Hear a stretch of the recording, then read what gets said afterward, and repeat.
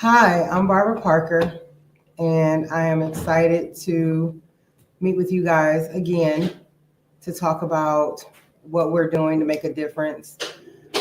We appreciate everything that you do, all of our support. We have been number 7, which is a little bit of a slip from where we were yesterday, which is number 4. And I know with your support, we can go to being number 1. We will be number 1. I'm excited for everything that we are doing. Just to give you a little bit more about what we're doing, we are. I'm looking at multiple screens, so I'm not making direct eye contact with you.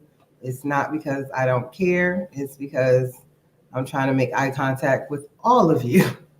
Because we are simultaneously broadcasting on Facebook as well as Instagram and TikTok. So we are all over the place right now. So just kind of bear with me as we are growing and doing things a little bit different. I want to say welcome. I appreciate all of you wanting to take the journey with us from struggle to strength. We are on a mission to end people losing their lives needlessly. So, join the campaign, tell your stories on Not Another One. Share the link that we are, what's the name? Thank you. To, vote for us to be Entrepreneur of Impact. And what that means to us is that we are going to change the world, make it a safer place for ourselves as well as our kids.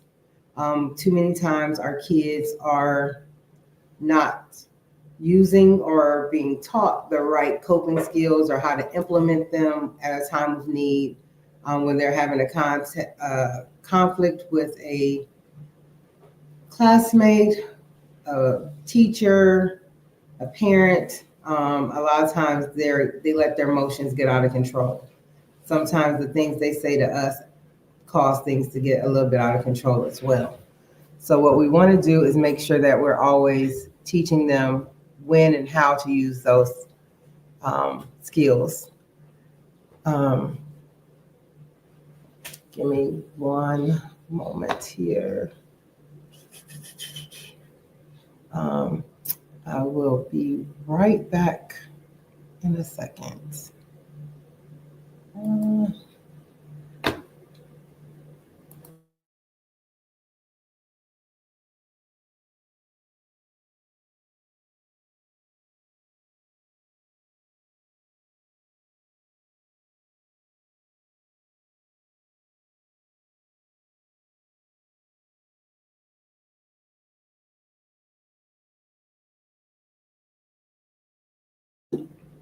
I forgot.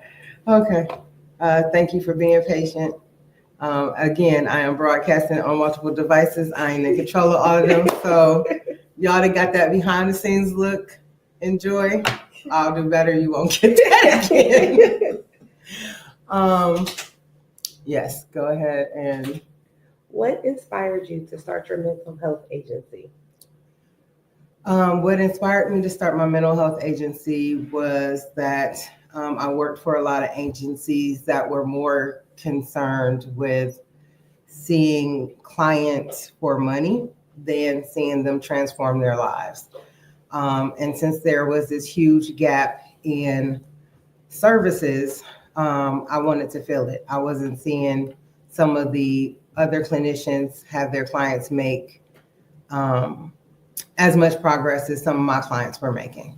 So what I wanted to do is make sure that we took a more goal-oriented focus, took what the client wanted into consideration, and also help them come up with realistic, actionable goals to accomplish those things. And understanding that incremental change is what makes the difference, not, you want to be a millionaire and you went from being homeless yesterday. it takes time to ramp up and make these changes. So just also setting realistic expectations. But what also shaped the vision for me starting the agency was the fact that I lost my cousin to, these things have so many safety concerns. I'm trying to figure out how to phrase this. She lost her life at the hands of her child's father. And her youngest son witnessed this, and he had to tell the police that his father had taken her life. And because of that, I know he had tremendous amount of trauma. He was very young. He was a toddler. Not only did he lose his father and his mother, because now the father is incarcerated, his mother is not here with us anymore, but he was separated from his siblings. He lives in a completely different state than where we live. And so he lost that social support from his family that he normally would have had. And also her other children that did remain in the state lost that support as well, but now they have their siblings in a totally different state. So losing that bond and that connection that they would initially had. So making sure that we're keeping families together, making sure they're stronger, making sure that we're creating an environment where people are safe, where we have the resources to help them re-secure their homes, so that when there is an issue where there's broken windows, kicked out AC units, things of that nature, that we're actually helping them with figuring out how to secure their home or leave the home in a way that will be safe for them, so they can have sustained safety. How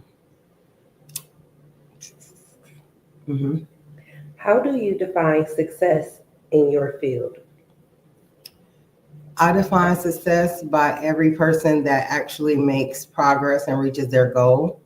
Some of our clients wanted to be together and they were actually considering divorce. So for me, I don't say that being together is automatically a success, because sometimes that is what it needs to take, is for two people to be apart. However, if the goal is for both partners to be together and they're willing to put in the work to be together, then that'll be the goal of the plan. Possibly the goal of their treatment may be to figure out, is this something that works for us? Is this something we should stay in? If we are going to stay in it, what does it take for us to be in this relationship? So I've had clients who were considering divorce, figure out how to stop arguing, stay together. I've helped clients that have had infidelity, and the partner that committed infidelity had no remorse, helping that client to overcome their childhood trauma, where they had actually survived watching their mother be experience physical aggression multiple times. And that was actually the barrier to intimacy for that couple, helping her to overcome, as well as helping him overcome, because he was in kinship care as a child. So teaching people how to overcome these barriers to intimacy, and seeing their life flourish together is something I would consider a success. Okay. What's the biggest challenge you faced as a mental health entrepreneur? The biggest challenge that I face as an entrepreneur is self-care. Finding a community of people to not only help me go to the next level, but also have people that are coming behind me and raising them up. Finding time for myself is a huge barrier, just because there are so many people that depend on me. There's so many goals I have. I'm a mother, I'm a wife. I have so many things that I want to accomplish. I go to sleep dreaming about what I want to do for this business, how to help kids, what programs we can launch, how it can help our families, how it can help our couples. Sometimes that stuff keeps me up at night, and sometimes self-care for me looks like going to the gym every day, playing my music in my car, just driving in silence, having that quiet time to just reflect, figuring out the small things we can do in life to just help turn the volume down on everything and everybody and take care of ourselves first. Because if you don't take care of yourself first, you can't take care of anyone else. Go ahead. How do you ensure your agency stands out in the mental health industry?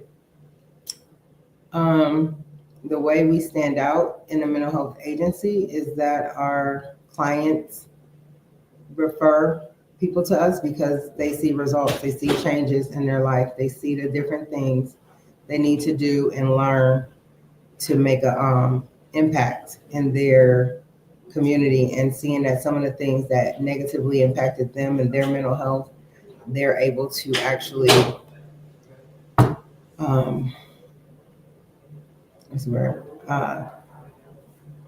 change that habit or that thing that they're doing that's causing that behavior. Like, let's say they hated being yelled at as a kid, but they can't help but yell at their kids.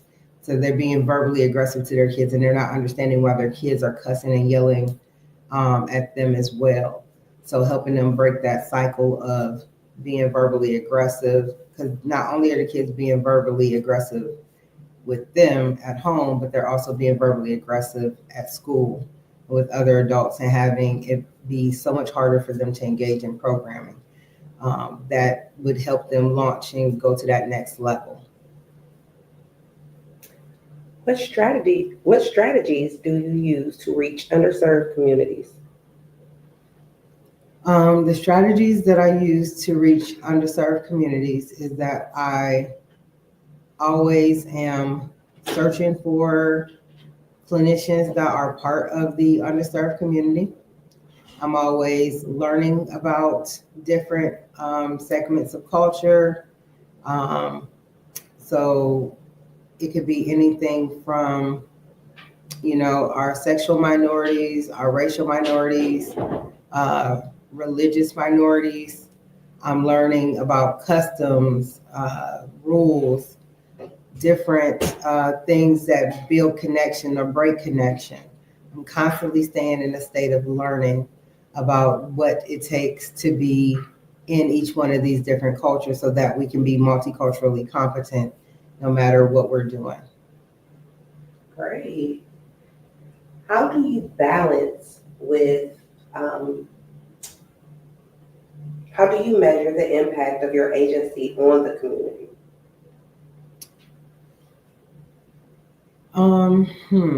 How do we measure impact? One way for us to measure impact is by us getting some votes so we can be on Forbes and knowing that we are the best and we have the support of our community. So I don't want to say, too much, but I do appreciate everybody who voted on us and helped us to get this far. That's one outside measurement. So I appreciate that you guys are definitely in our community and support us and believe in what we're doing. So I just want to say thank you for all your support. But make sure to click the link and submit a vote. I need y'all to vote every 24 hours. And as you are voting every 24 hours to help keep us in the lead, we're going to find ways to put materials in your hand so that if you can't afford to come in, you don't know how to come in. I'm trying to think of what I was going to say. You're always welcome to call us at 330-368-2400 or email us at info@BF Empowerment. It's at the bottom. So if you know anybody who's having any of these concerns, you can always just reach out to us. We're here.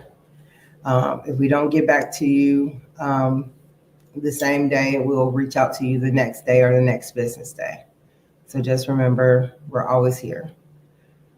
Also, we measure impact by, we have self-reports. We do surveys with our clients, surveys with our staff, Our community partners, we have them complete surveys as well, just to see the quality of services, see where we have opportunities of growth so we can make those adjustments. Um, we talk to our clients, we talk to people in the community, and we're starting to see we are having a little bit more presence and we are being spoken well of. And we appreciate everything that is happening in this moment.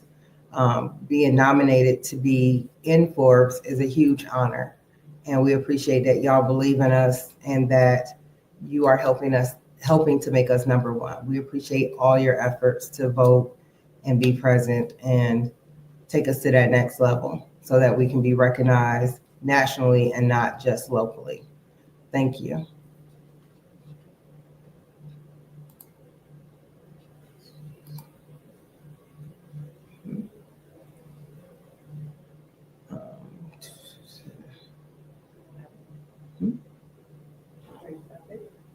No? What's your vision for the future of mental health care, if you don't mind sharing? So my vision for mental health care is that we will address the lack of integration between the physical body and the mental health piece. So developing a lifestyle of holistic wellness.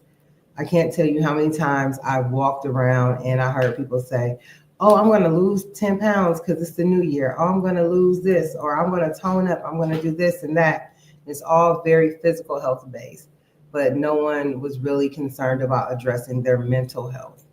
And there's a mind-body connection that causes you to be at increased risk whenever you're at high levels of stress for different physical ailments.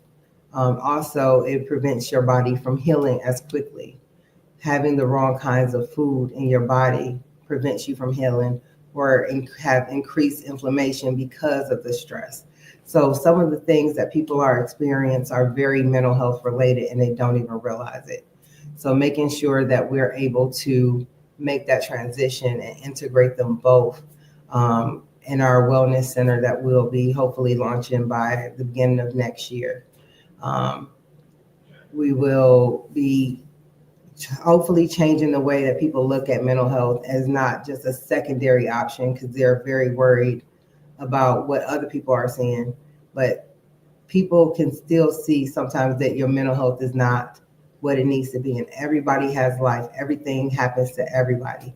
We all experience change in relationships, change in workplace. Most people haven't started a job and working at that job throughout their life.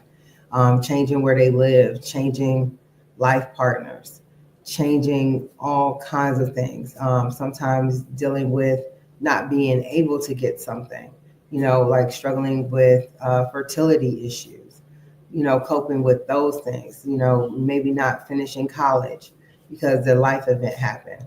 And now feeling like you now are the primary caregiver for somebody that you didn't anticipate being a primary caregiver, and having support to deal with the stresses of being the person that's solely responsible for another person's life that you didn't initially intend to be responsible for. Parenting in and of itself can be a struggle with what's going on with kids every day. So figuring out where that intersection is, where we're addressing both the physical and mental health of our clients. What are the aspects and the qualities that you look for in your case managers when you hire them to make sure? I see that you're passionate about what you do, but how do you make sure that your clinicians and your case managers are passionate about what they do? We are very selective in the people that we choose. We want to make sure that they are aligned with our mission and vision, which is to break barriers and transform lives. If our staff isn't devoted to changing their life and making things better for themselves, how can they be willing to make those changes for other people? So making sure that we're cultivating those skills as well. We look for people who are motivated, that have experienced something in life that they had to overcome. Because again, life happens. So I look for people who are authentic, transparent, honest, knowledgeable, smart, willing to learn, have a positive disposition.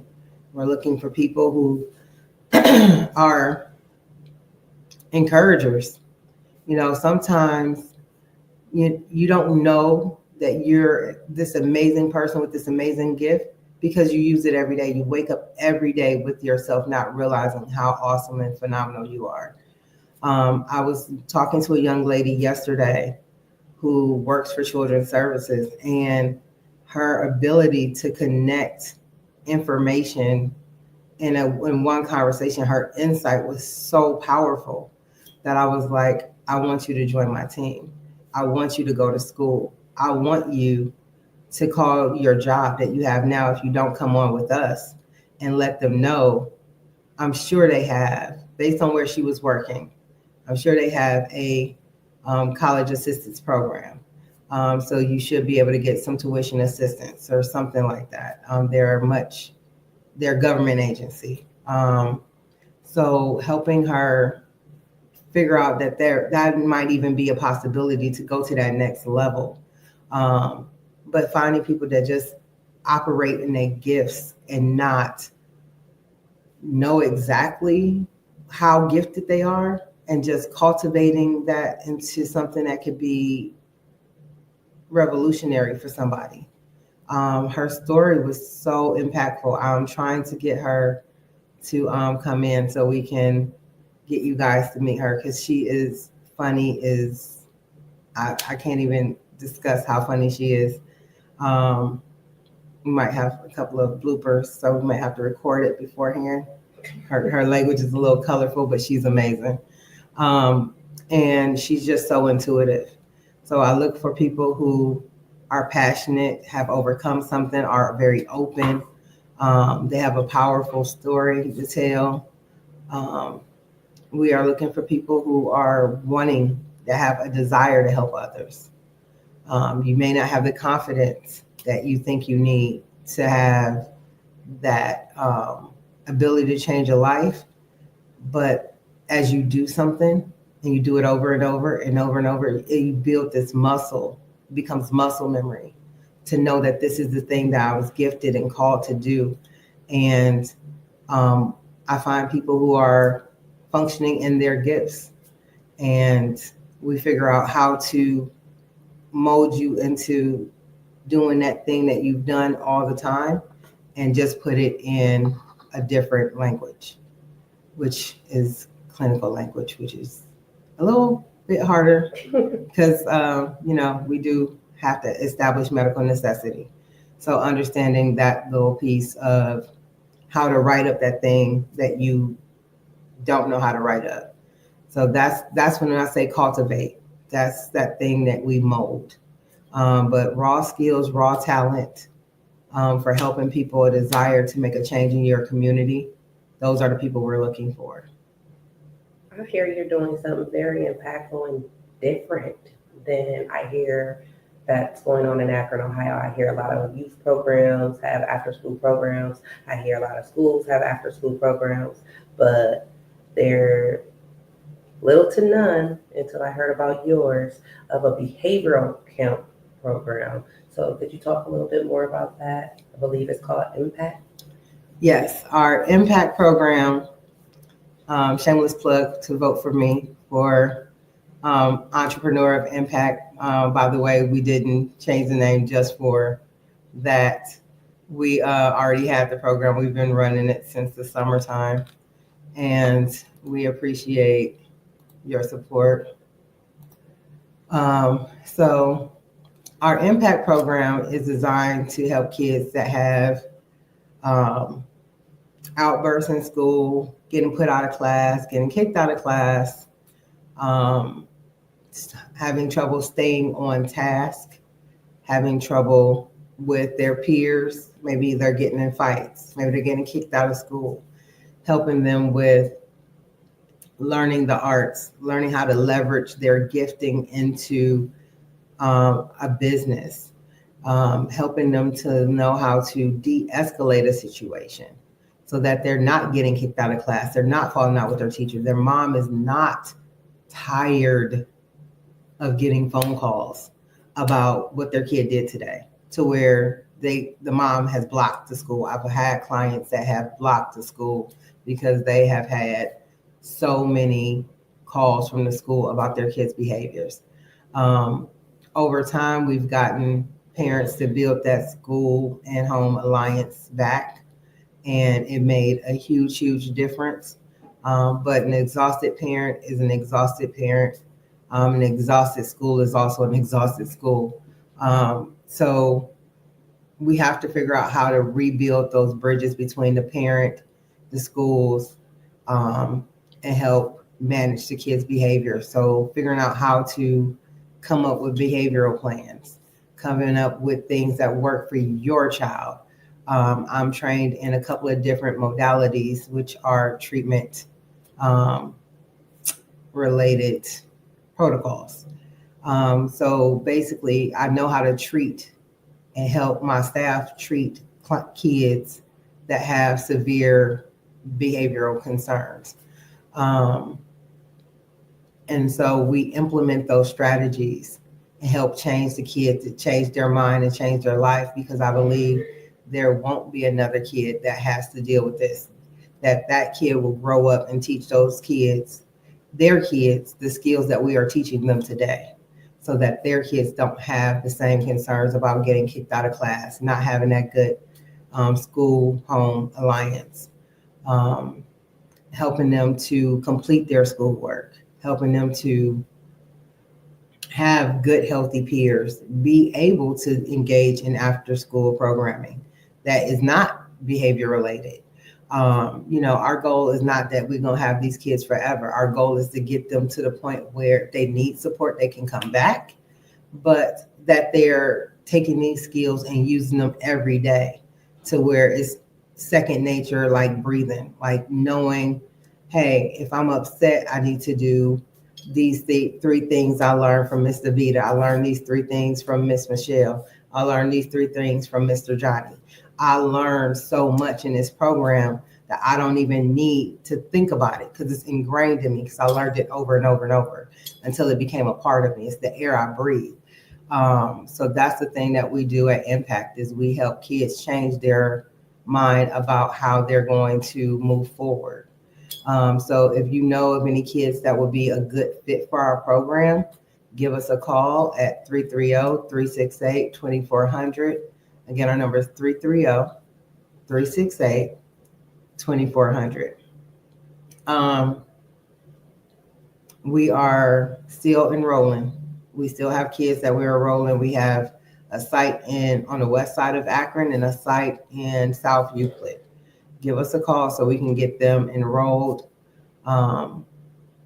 If you have questions about our program and you're not sure if your kid's a good fit, give us a call. We might still be able to help them. If you feel like a group setting is not an appropriate placement for your kid, let us know, and we'll find, maybe they need one-on-one case management. Maybe they need individual therapy.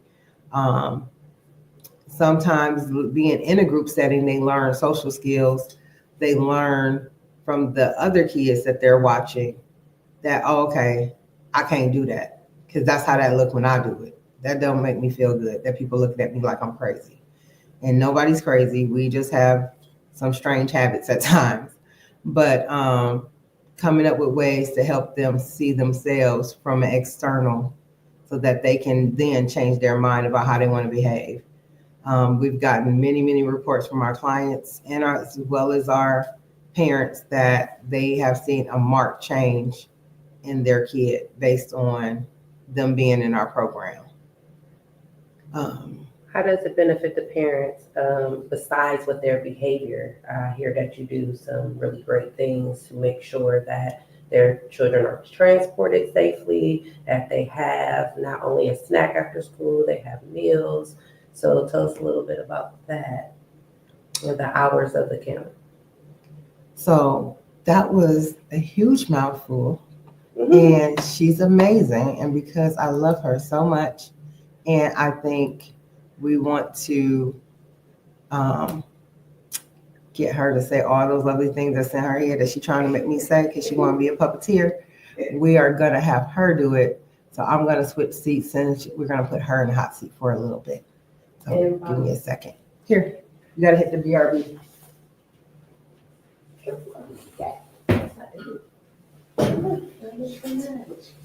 gotta hit the, where the clicker is when you get back over. I know. Wait. So I love Pokemon. This is a little piece about me. So if you can see the Pokemon in the feed that you're looking at, yeah, I like to catch them all. A couple of different things. There's a picture of my my family, some of the books that I kind of use. So a little bit about me. And on this one, you need to click whatever that is. Yep. well, we're not ending stream, so which one I need to hit? You need to. There you go. Hello, everyone. I do not like being on camera, and she knows that, but I'm here. So I am the Qualified Behavioral Health Specialist at BF Empowerment, and I need you guys to vote for Barbara Parker for Forbes. Reason being, I love working for this company. I love knowing that we are handling the grassroots of the city that I'm from. And with the impact count that I'm a part of, we have a very great nutrition plan that we feed the kids wholesome meals before they go home because they are with us from the hours that they get out of school. We pick them up, transport them safely to the camp, and then at the camp they get snacked. We do homework help, we do conflict resolution. I create the agenda and the criteria that they follow. So we do role playing. They find out how a better off plan for the day, week, month, and year. We teach them how to handle bullies and different things like that. Also, they get a full meal, and it's provided by Sister Catering, Celeste Linder. And they eat great. Then they go home. And so that helps the parents benefit from running errands, doing what they need to do. And when the kids come home, they're not coming home and still hungry and still have to get ready for bed. They're able to get ready for bed, tell their parents about their days, and get ready for school the next day. We also implement planning, teaching parents how to plan correctly for if you are busy throughout the week, then you plan on Saturday or Sunday, you get their clothes all the way together from Monday through Friday. Teach them how to save money. We partner with different organizations such as like Chase Bank. We have Ace at Chase that comes in and teach our children even how to budget and do a proper money plan for themselves. Teaching them that they can utilize their skills right now. If they are meticulous with their hands, that they can fix phones. If they love to be the class clown, well, then you are able to now, let's say, do a kid talent show. We promote all the things that the teacher tell them that they talk too much. Well, then maybe you want to do a blog or a podcast. Help your skills. Just like I do a Before the Crowning program that I partner with BF Empowerment with, and I teach kids how to navigate through their adolescence and transition from 5th grade to middle school, from middle school to high school, to transition inside high school and get ready for 12th grade and beyond. So I also implement them skills at the impact camp. We other things that we do, we focus on being a liaison. Teachers are not always right, but teachers happen to be the main job that has to show face all the time. And I make sure the kids understand that this teacher is not just seeing you, they're seeing 26 plus of you on a recurring basis, like 8 times a day. And they're not able to ever release their stress or to be frustrated or anything. And if you know that your parent works, you know that your parent gets to be frustrated sometimes or things like that. Teachers are not. They are heroes that are not able to save face. So we teach our children how to be impactful in a classroom. If you're a leader and you know everybody laughs at something you say, well, also be that leader and make sure that they be quiet for you. And then the teacher will find a different way to deal with what she deals with you. If you, say for instance, have ADHD, you like to move around a lot. Well, come in the classroom and get your work done. Make sure that you're doing what the teacher wants you to do. And maybe that teacher give you a pass off the class to be a runner and help you exude that and get that energy out of you. And then if you are in the hallway where you normally would be to try to sneak to be, then you have a pass because now the teacher understands that you're working with her and not against her, and you helping her own her classroom again. So we teach all of those skills to our children, and we show up for them. Say for instance, you have a child that navigates their way into the wrong life before they met us and have to go to court or anything like that. We come, we see them, we make sure that they know that they're supported, and we give them positive ways to get out of that situation. So that's what we do, and that's my time here.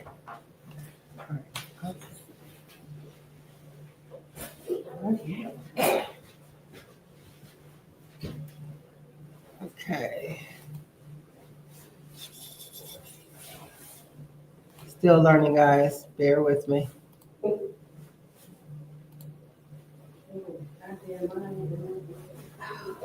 right. Next up, we're going to have Mary Kent, who is our program coordinator, and she's going to talk about some of the things that we do. Scooch over by.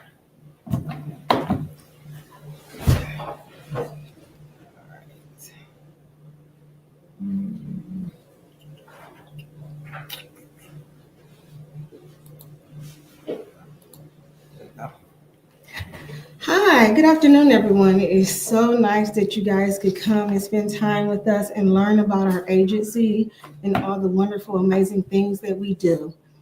I specifically work with addiction treatment, and I've been doing addiction treatment for almost 20 years now. And the thing about addiction treatment is that there's so varying forms of addiction, and there's so many ways that people find themselves trapped within addiction, and addiction always carries a very negative stigma, so that there's this broad evidence of shame as far as reaching out for help, being judged, people not understanding what you're going through, what you're trying to do. People not even understanding that when you really are in the struggle and trying, that you really are in the struggle and trying, even though you may falter here and there with the process. One of the biggest things for me with addiction is that everybody understands that when they come in to BF Empowerment Center, they're coming in as a person looking for help. And addiction really is a disease. It's no different than going to a heart doctor, a cardiologist for your heart, a pulmonologist for your lungs. You're just coming into a mental health center to be seen for that addiction. But that addiction really is a disease. It really is a medical disease. It's a disease that you can't throw antibiotics at. It's a disease that they don't have a magical pill to give you to rid you of all the symptoms and make you feel whole again. There has been a lot of progress in treatment of addiction with medication-assisted treatment. But in and of itself, it does not take away that addiction. Just like if you have asthma, using a rescue inhaler does not take away your asthma. It just helps you cope a little better and allows you to breathe.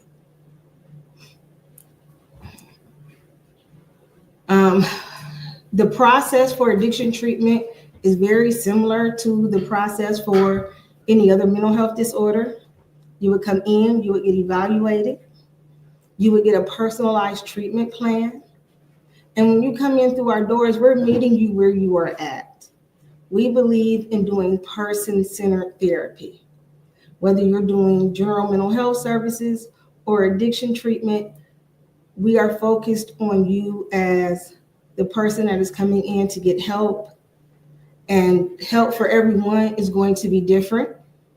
There will be some similarities between treatment, but everybody's addiction is personal to themselves, and therefore the treatment has to be personal and address issues that that person may be experiencing at that moment to help them overcome that addiction.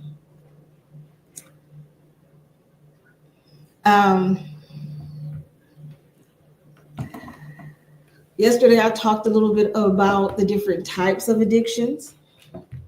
I don't know if you guys got to see that, but there's everything in addiction from having an alcoholism problem to being addicted with drugs and alcohol. Something that seems to be very popular now is opiate addiction, and that's something that everybody knows about, especially if you live in Ohio, because Ohio has went after the drug companies for their failure to do their part in warning people about how addicted these pain medications can be. And so it means that there are extra dollars out there that if you cannot afford to pay for treatment, that can be utilized for you to receive treatment services. And we prefer for you to come in, even if you don't think you can pay, because the goal is to not have another one. We don't want to have another person die of an overdose. We don't want to have another person drink themselves to death. We don't want to have another family devastated because of an addiction. We don't want to have another mother or a father pulled away from their children and their children removed because they had an addiction. All those addictions you can get help for. And we are here and open and wanting to help our community. And when I say our community, I'm talking the human community, the human race, everybody. We are culturally aware.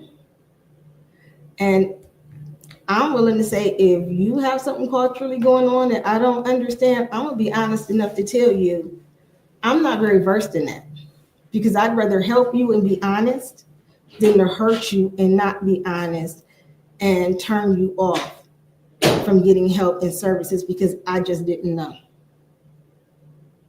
You're more important than me saving face.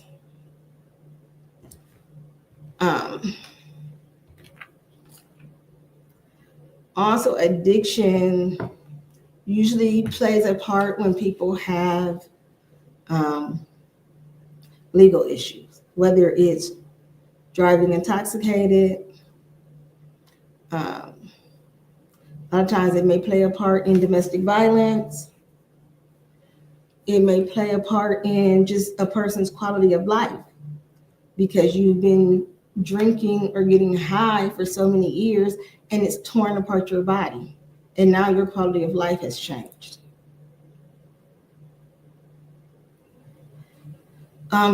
Here at VF Empowerment Center, we do outpatient treatment. We offer group sessions, and we offer group sessions in person as well as via telehealth. You also have to do individual sessions as a component of your group session. And that's because the group allows you to have camaraderie, support, and accountability with your group members. But there may be things that are discussed during group that you are uncomfortable really working through within that group setting. So we provide individual counseling sessions so that you have an opportunity to sit one-on-one with a counselor and work through those things that you would not be comfortable doing within a group session.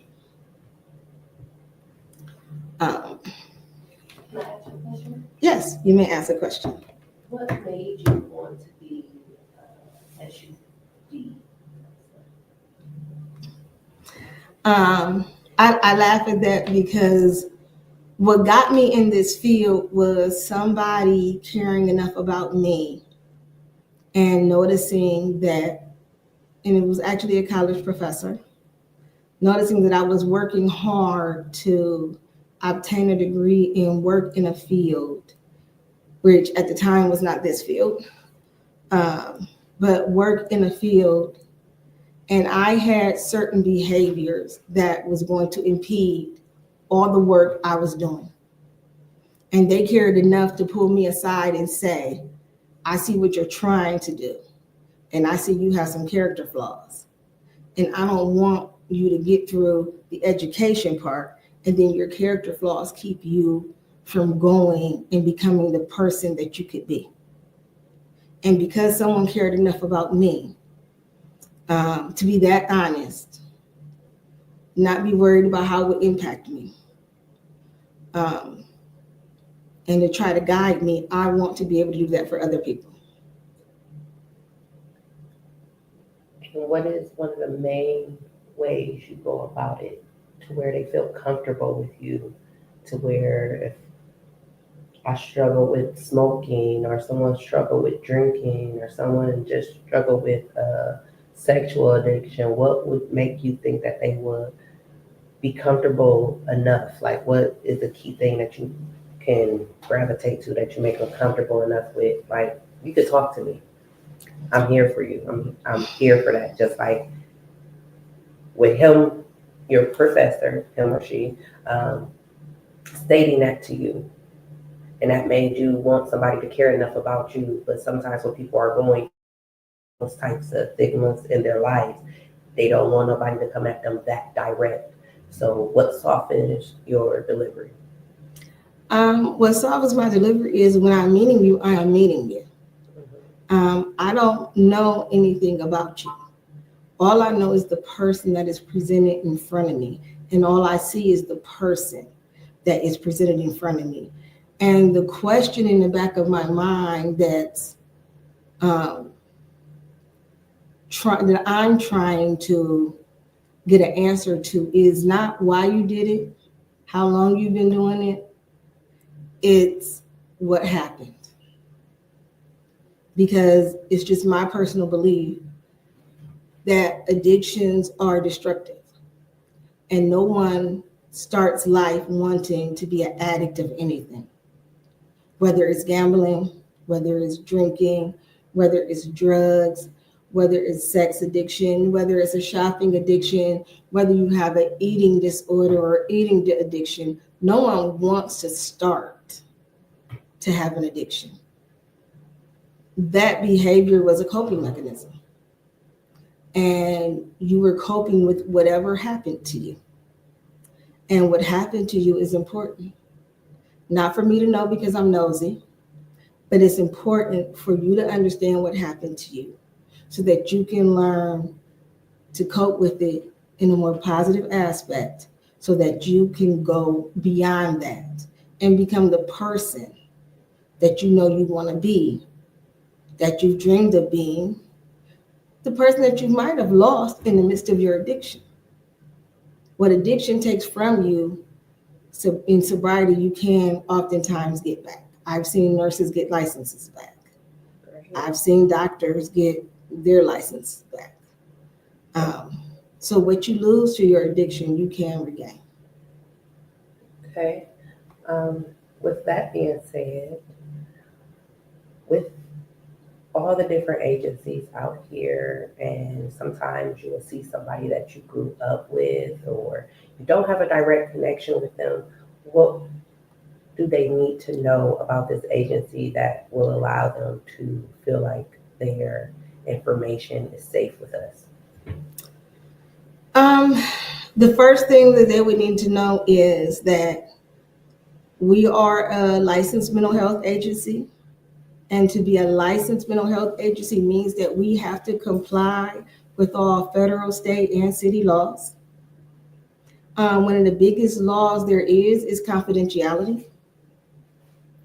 I can honestly say that I have been out in the community and saw people that I have worked with or saw people that I knew came in for treatment that when they come in the door, I might greet them and we may have a warm conversation that lasts about 5 minutes. But that's because they are within the confines of this agency. If I see you out in public, I won't acknowledge you because you have the right to privacy and you have the right for everybody not to know that you know me. If people know where I work, or if I'm walking around with the BF Empowerment logo all over my jacket and my shirt and my shoes and you may not want to be identified.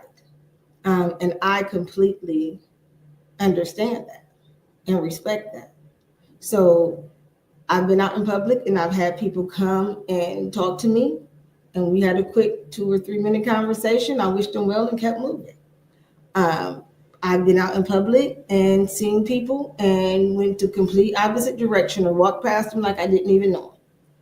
I've had people tell family members, I really thought Mary was nice, but I seen her out at Walmart and she looked at me and walked straight past me. She didn't even say hi. And they had to kind of explain to her, because of what she does, because of who she is, she's protecting you. So and that's for all the staff here. We protect you. Now, the only way we may not protect you is if we see you in danger. We might. We see some kids in danger or something, we might step in. We might step in and not be worried about that at that aspect. But to be perfectly honest, your interactions with us here has restrictive of confidence because we like what we do. We love what we do. We love the ability to reach out.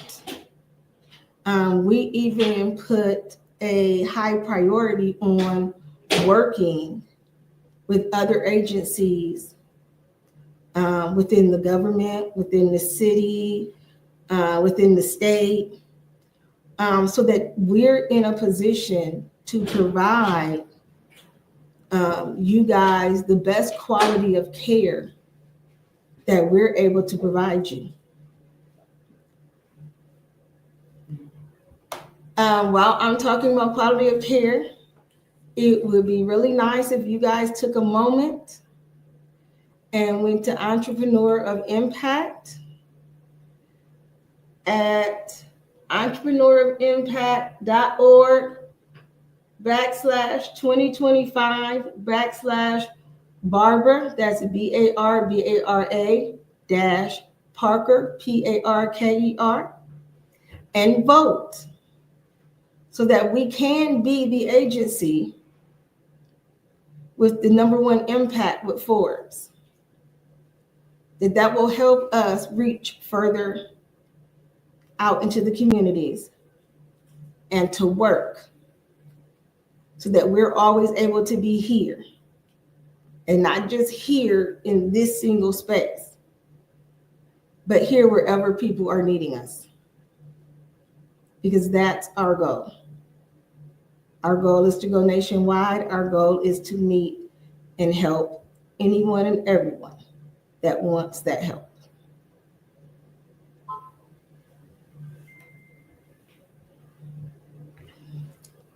Just to make sure you guys had a second to get it, that is entrepreneurofimpact.org/2025/Barbara-Parker, and that's BARBARA-Parker, PARKER.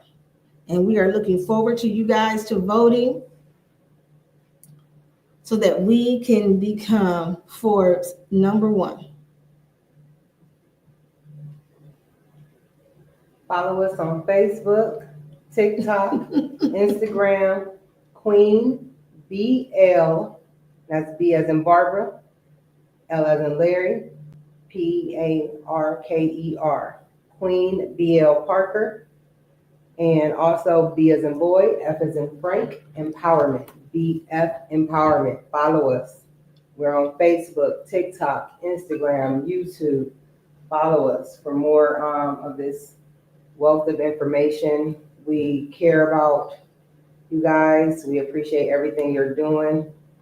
We appreciate the fact that you are even, logging on to this live and taking the time to learn more about ending the cycle of violence, ending, generational problems, and helping people to make powerful changes in their life. If you know of anybody who's interested in making a connection with us, send our information over to them. Share the link for us to get more votes. You can vote daily, get one vote free every day. Help us build these connections to make a more impact on our communities. If you want to be a part of BF Empowerment, reach out, email us your resume at info@bfempowerment.com, and you will be able to have this wonderful team that you've had a second to meet right behind you, and we can switch out and on that side. Otherwise, I'm talking too much from back here. And again, she is the awesome, wonderful, phenomenal Miss Mary Kent of BF Empowerment Center. She is our program coordinator. She is in charge of making sure everything runs smoothly here. If you want to reach out to her because you know a person or program or an agency that would need or want to build our alliance or could use our services, go ahead and call us at 330-368-2400. Can't wait to see our response. And don't forget to vote, everyone. Thank you, ma'am. All right.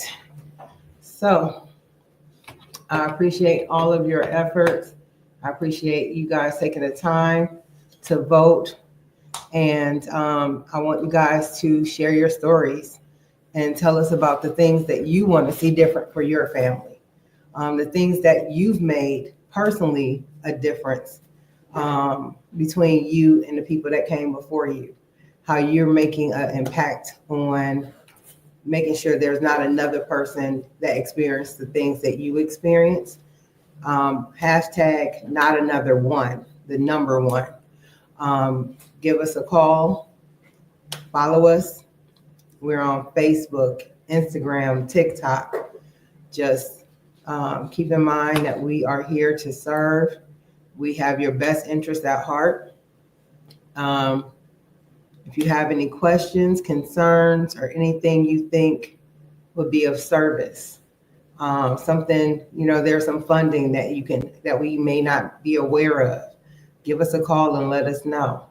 And again, that is BF Empowerment.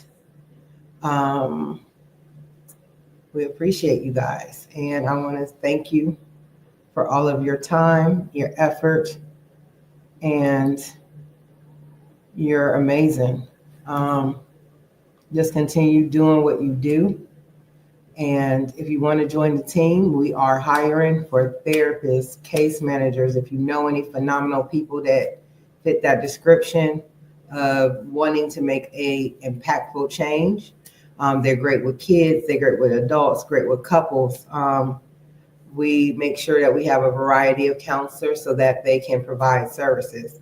So if you know of any marketing people who are looking for a position to be in-house, we're hiring for that as well. We're hiring for office assistants. We are growing.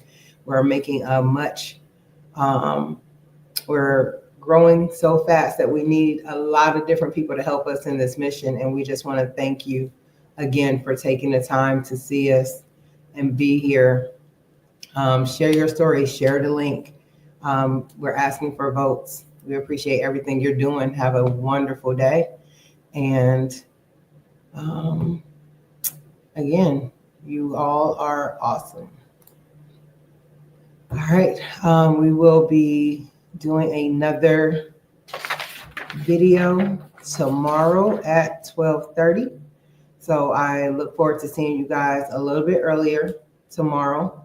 And that again is going to be 12:30 Eastern Standard Time. So I think that's 3:30 Pacific Standard Time. So give us a call if you know of anything that would be of help. We appreciate any new partnerships that you may know of that would be of service to help us with ending people losing their lives needlessly. We need all the help we can get. It is a big problem, and we need to come together as a team because we can't do it alone, and we need your help. So thank you for being a part of our journey, and we hope to see you tomorrow at 12:30 Eastern Standard Time. Have a wonderful day.